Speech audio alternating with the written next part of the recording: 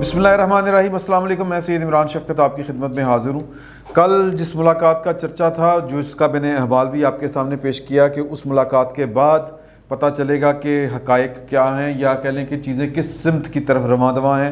بڑی سینسٹیو صورتحال ہے، بڑی فکر انگیز جس کو کہتے ہیں، اور بڑی پریشان کن صورتحال ہے۔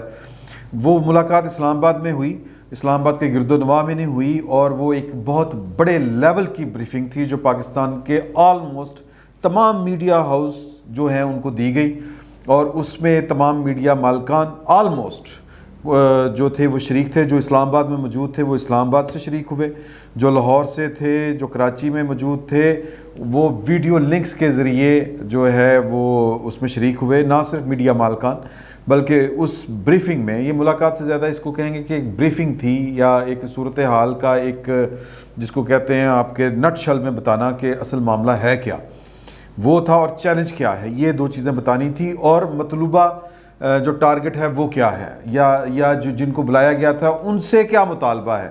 یہ تین باتیں تھیں ٹوٹل۔ تو میڈیا مالکان کے علاوہ وہاں پر جو موجود تھے وہ پاکستان کے بڑے صحافی، جو جن کی کہہ لیں کہ مطلب یہ کہہ لیں کہ جو رائے عامہ کو متاثر کر سکتے ہیں، وہ سارے کے سارے صحافی، وہ ایڈیٹرز، وہ کالم نگار، وہ اینکرز، وہ سب موجود تھے، اور ان سے جو گفتگو کی وہ 10 منٹ کی گفتگو تھی، وہ بریف کرنا تھا، اور پھر 10 منٹ کے بعد ایک آنسر سیشن ہوا، آنسر کویسچن سیشن ہوا۔ یہ ملاقات جو ہے وہ ISI کے ہیڈ کوارٹر میں ہوئی، یا یہ بریفنگ جو تھی وہاں پر اس کا بندوبست کیا گیا تھا۔ اس میں DG ISI جناب جنرل فیض حمید صاحب موجود تھے، انہوں نے یہ بریف کیا۔ 20 منٹ ٹوٹل وہ انٹریکشن رہا ان کا پورے پاکستان کے میڈیا کے ساتھ، اور جو اس کے بعد جو تھے چیزوں کو مزید جو آگے لے کے چلے، وہ فواد چوہی صاحب تھے، وہ شیخ رشید صاحب تھے، نور الحق قادری صاحب تھے، اور اب آ جاتے ہیں کہ بتایا گیا کیا گیا۔ بتایا یہ گیا کہ یہ 6 دفعہ، یا یہ آلموسٹ جو جنرل فیض صاحب نے جو باتیں بتائیں وہ آلموسٹ وہی ہیں جو شیخ رشید صاحب کہہ رہے ہیں دبے الفاظ میں، اور جو کھل کے کہہ رہے ہیں فواد چوہی صاحب۔ اور وہ یہ تھا کہ یہ مطلب کہ ہم تھک گئے ہیں، 5-6 دفعہ ان کو ہم نے ڈیل کیا ہے، ہمیں یہ لگتا ہے کہ ان کا جو بظاہر جو نظر آتا ہے وہ پولیٹیکل ایجنڈا اس طرح سے ہے نہیں، یہ معاملہ کچھ اور ہے، اور اس میں مطلب یہ کہ کوئی ہڈن ہینڈ جو ہے وہ بنیادی طور پر، میں سیدھا نقطے کے مدعے کے اوپر آتا ہوں، کوئی ہڈن ہینڈ ہے جو پاکستان، یہ جس کے ہاتھوں یہ استعمال ہو رہے ہیں بہت سے لوگ، اور شاید ان کو بھی ادراک نہیں ہے کہ وہ استعمال ان کو کیا جا رہا ہے، تو وہ اس لیے استعمال ہو رہے ہیں۔ خدشہ یہ ہے کہ پاکستان کا سب سے بڑا سیکٹ، یعنی کہ جو صوفیزم پہ یقین رکھتا ہے، جو بریلوی اسکول آف تھاٹ جو ہے، اس کو پیٹرنائز کیا گیا ہے، وہ پھر کیا کہتے ہیں انسٹیگیٹ کیا گیا ہے، اس کو بڑھاوا دیا گیا ہے، تو اس کے ذریعے پاکستان میں اس طرح کا ماحول کہ ایک تاثر یہ جائے کہ اسٹیٹ جو ہے وہ ایک اور اسکول آف تھاٹ کی ہے، اور جو ہمارے یعنی قوم ہے وہ اور اسکول آف تھاٹ کی ہے۔ قوم کچھ اور چاہتی ہے، اور اسٹیٹ کے مقاصد جو ہیں وہ نظریاتی اعتبار سے، میں کہہ رہا ہوں عقائد کے حوالے سے، وہ کچھ اور ہیں۔ تو بڑی کھل کے وہاں پر باتیں ہوئیں۔ اب اسپرنگز کا بھی اس میں ذکر کیا گیا، اور مطلب جو ایجنڈا ہے کس طرح ڈیل کرنا ہے۔ وہ کہتے ہیں کہ ہم تھک گئے ہیں کہ ان کو سمجھاتے ان سے بات چیت کرتے، ہر دفعہ ایک نئی چیز سامنے آ جاتی ہے، اور ٹارگٹ اصل میں وہی ہے جو میں نے آپ کو بتا دیا۔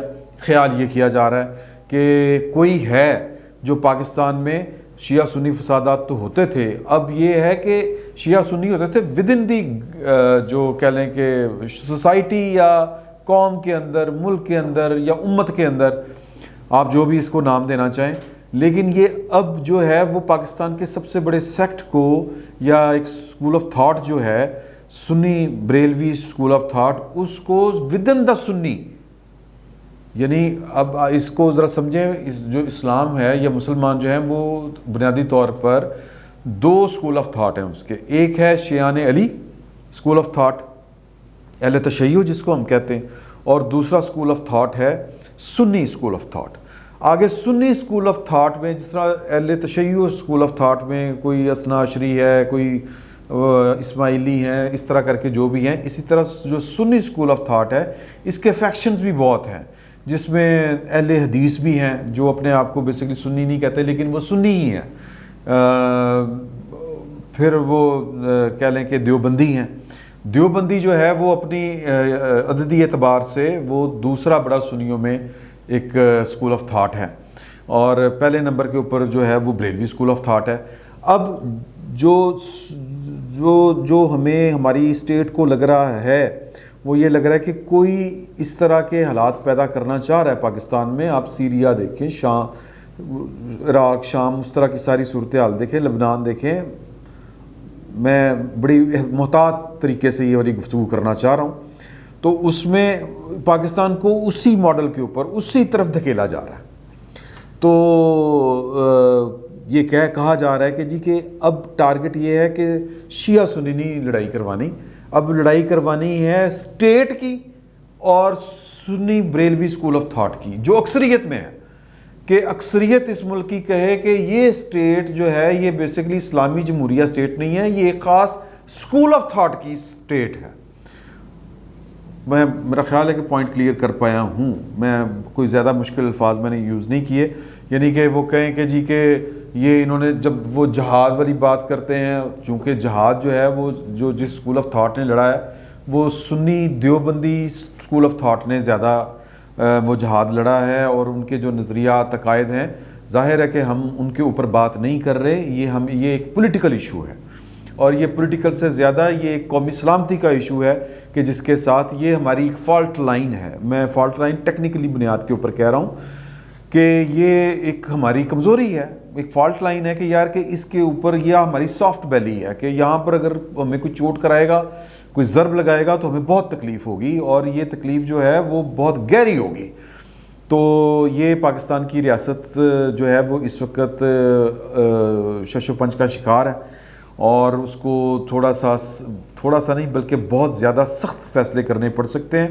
لیکن جو پرابلم ہے وہ یہ ہے کہ جب پاکستان کی ریاست نے جنہوں نے یہ ڈیزائن کیا ہے, جو کہا یہ جا رہا ہے, ان کا ڈیزائن ہی یہ ہے کہ ریاست کو اس لیول پہ لے جایا جائے کہ وہ ریئیکٹ کرے آگے سے. جب وہ ریئیکٹ کریں تو پھر آپ کہیں کہ جی ہم عاشقان رسول ہیں, اور یہ تو جناب یہ ان کا تو نبی کریم صلی اللہ علیہ وسلم کی ذات سے نہ کوئی تعلق ہے نہ واسطہ ہے, یہ وہ عاشق لوگ ہی نہیں ہیں, اور ان کو نبی کریم صلی اللہ علیہ وسلم کی ناموس کی اتنی پرواہ نہیں ہے جتنی ہم کو ہے. تو اس ڈیزائن کے اوپر چیزیں آگے بڑھ رہی ہیں. بڑی سینسٹیو صورتحال جو یہ بتائی گئی ہے. ہم یہاں پر بیٹھے سوچ رہے ہیں, اور یہ وہاں پر باتیں بھی ہوئیں کہ جی کہ ہمیں یہ پتہ ہے کہ اس وقت مارکیٹ کے اندر یا لوگوں کے اندر جو باتیں چل رہی ہیں کہ جی کہ ایک ادارے نے دوسرے ادارے کو نیچا دکھانے کے لیے ایک نوٹیفیکیشن کو رکوانے کے لیے, اور اس نے دوسرا نوٹیفیکیشن جاری کروانے کے لیے اس طرح کی باتیں کی ہیں. تو یہ باتیں نہیں ہیں, یہ غلط چیزیں ہیں. آن سب کے سب جو ہے پوری کی پوری ریاست جس میں گورنمنٹ بھی ہوتی ہے, ریاست جو ہے وہ گورنمنٹ کا بیسیکلی کہہ لیں کہ ڈرائیونگ سیٹ ہوتی ہے نا, جو گورنمنٹ ہوتی ہے تو گورنمنٹ کے ساتھ ہے. یعنی یہ کھل کے بتایا گیا کہ جو 6 اکتوبر والا جو نوٹیفیکیشن والا جو ایشو جو قضیہ چھڑا ہے اس کا اس سچویشن کے ساتھ کوئی تعلق واسطہ نہیں ہے. یہ کلیئر رکھنا چاہیے ہمیں. پھر یہ میٹنگ جو ہے وہ 20 منٹ کے بعد جو تھی وہ چارج لے لیا فواد چوہی صاحب, شیخ رشید اور نور الحق قادری صاحب نے. فواد چوہی صاحب نے یہ والی بات کہی ان کے جانے کے بعد,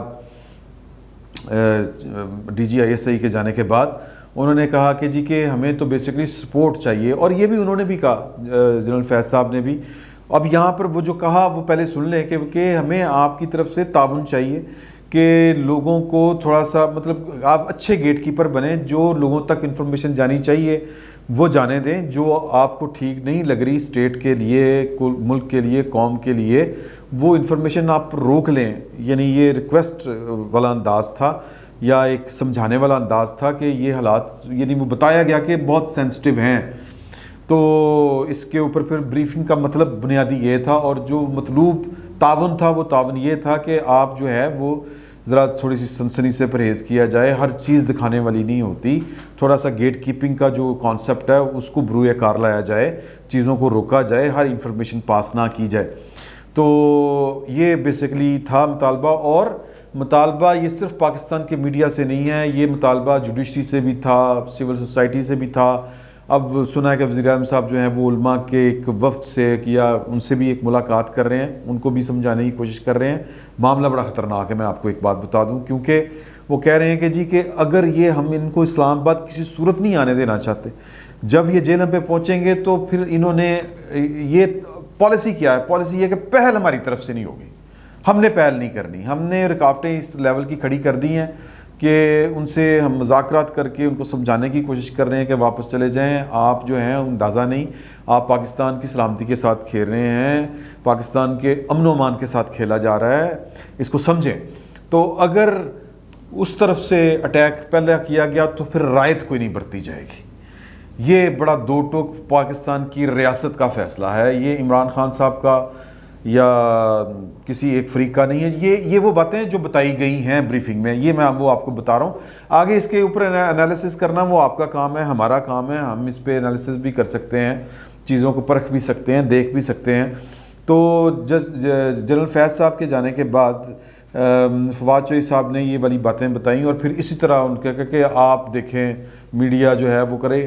معاملہ کیا ہے کہ گورنمنٹ کو یہ لگ رہا ہے کہ جی کہ جس طرح پرویز مشرف صاحب کے ساتھ جو ہوا تھا لال مسجد کے اوپر, کہ پہلے ایک وقت تھا کہ میڈیا کہہ رہا تھا کہ جناب کہ یہ لال مسجد والے قانون کو ہاتھ میں لے رہے ہیں.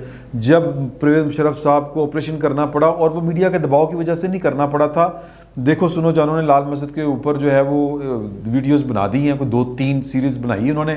وہ دیکھیں, بہت انفارمیٹیو ہے, بہت انفارمیٹیو ہے. وہ دیکھیں آپ کو اندازہ ہو جائے گا کہ چل کیا رہا تھا پاکستان میں. اب بھی کچھ اسی طرح کا چل رہا ہے. ہم ایک ٹرمائل سے نکل کے دوسرے ٹرمائل میں پھنس رہے ہیں. بہرحال یہ اس پہ پھر کبھی ہم باتیں کریں گے. تو ان کے لیے یہ ایک نیا لال مسجد والا ایشو بن سکتا ہے کہ جب آپریشن شروع کیا گیا تو میڈیا نے پھر وہ کہنا شروع کر دیا کہ یہ گورنمنٹ نے زیادتی کی ہے. اچھا, میڈیا نے کہا یعنی کہ دکھایا ضرور کہ جو کچھ ہو رہا ہے. اب اس کے بعد جب دکھایا, جو کیونکہ یہ میڈیا کر نہیں سکتا کہ چیزیں ایک وقوع پذیر ہو رہی ہیں ان سے آنکھیں نہیں بند کر سکتا. ابھی تک تو آنکھیں بند کرنے کی انہوں نے بند کی بھی, ابھی تک نہیں دکھایا جا رہا. صرف آپ کو ہلکی پھلکی خبر آ جاتی ہے.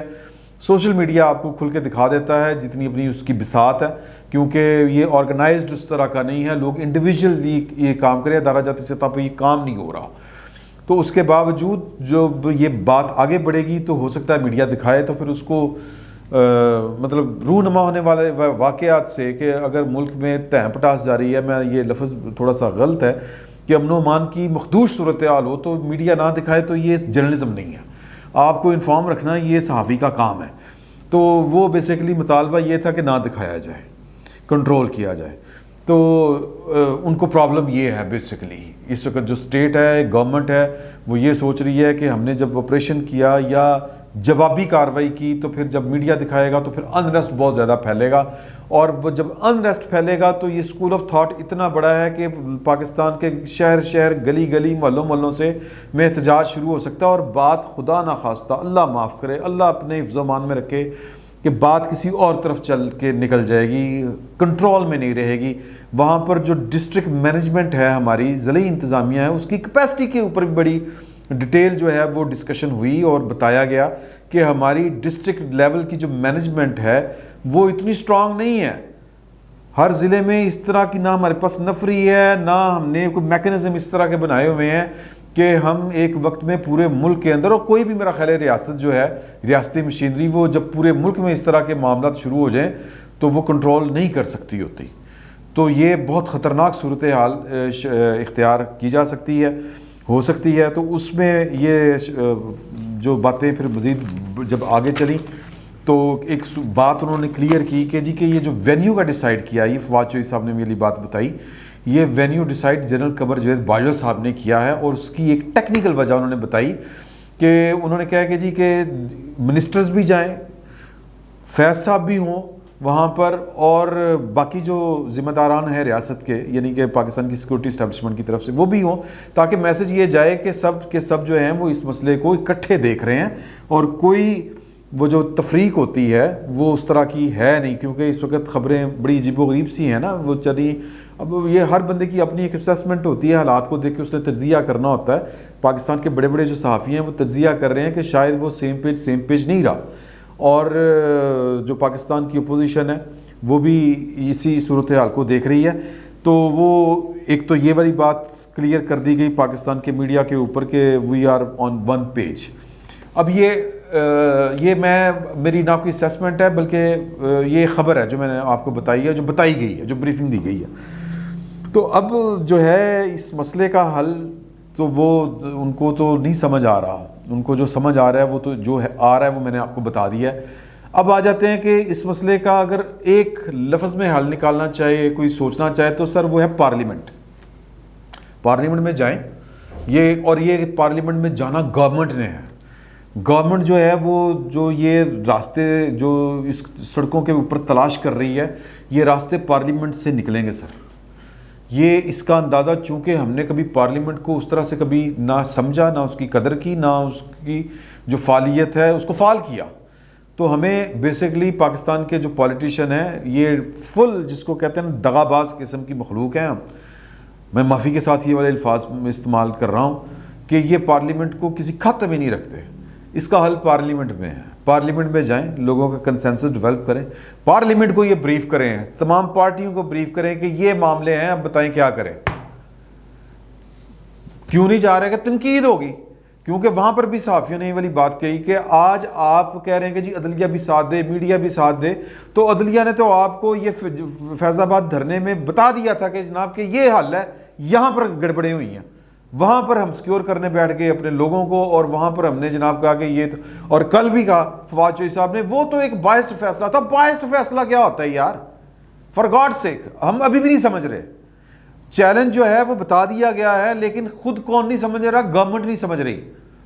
پارلیمنٹ میں جائیں، پارلیمنٹ سے راستہ نکلے گا. اگر کسی کو سمجھ نہیں آتی تو پھر بہت دیر ہو جائے گی، کیونکہ یہ اسکول آف تھاٹ جو آپ اسیس کر رہے ہیں جتنا بڑا تھریٹ ہے، یہ اس سے کہیں بڑا تھریٹ ہے. اللہ معاف کرے، یہ پاکستان میں وہ الفاظ نہیں استعمال کرنا چاہتا جو اس صورتحال کو بیان کرتے ہیں، جس کا ہمیں خدشہ ہے. سمجھیں اس بات کو، آپ بھی سمجھیں اور گورنمنٹ کو چاہیے سمجھے، اور جو گورنمنٹ کو فیور کرنے والے لوگ ہیں وہ گورنمنٹ کے اوپر پریشر ڈالیں. آپ اپنے حصے کا کردار ادا کریں، گورنمنٹ پر پریشر ڈالیں کہ پارلیمنٹ جائے، پارلیمنٹ میں بیٹھ کے یہ ڈسکس کرے، راستہ وہیں سے نکلے گا. یہ سڑکوں کے اوپر جو ہے وہ مورچے بنا کے اور جی کے کوئی سامنے آیا گولی مار دیں گے، اس سے قومیں آگے نہیں بڑھتی، بربادی کے راستے نکلتے ہیں یہاں سے. یہ گورنمنٹ کو سمجھنا چاہیے. باقی مرضی ہے گورنمنٹ کی، کیونکہ وہ آپ بہت سیانی ہیں. فی الوقت اتنا ہی. بہت بہت شکریہ آپ کو.